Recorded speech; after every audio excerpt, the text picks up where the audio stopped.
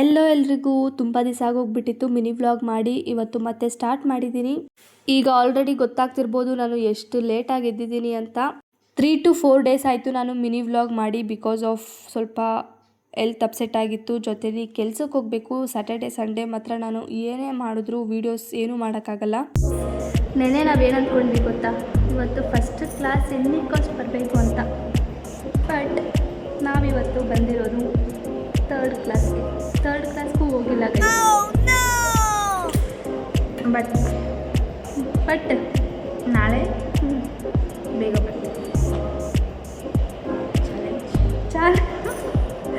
Challenge accepted guys. ನಾಳೆ ಅದೇ ಒಂದು ದಿವಸ ಬರ್ತೀವಷ್ಟೇ. ನಾಳೆದಿಂದ ಅದೇ ರಾಗ ಒಂದು ವಾರ ಚಾಲೆಂಜ್ ಮಾಡೋಣ. ಒಂದು ವಾರ ಏನೋ ಕಂಟಿನ್ಯೂಸ್ ಕ್ಲಾಸಿಗೆ ಫಸ್ಟ್ ಕ್ಲಾಸಿಂದ ಲಾಸ್ಟ್ ಕ್ಲಾಸ್. ನಾನು ವಿಡಿಯೋ ಸ್ಟಾರ್ಟ್ ಮಾಡಿದಾಗಿಂದ ಅದೇ ಚಾಲೆಂಜೇ ಮಾಡ್ತಾ ಇರೋದು.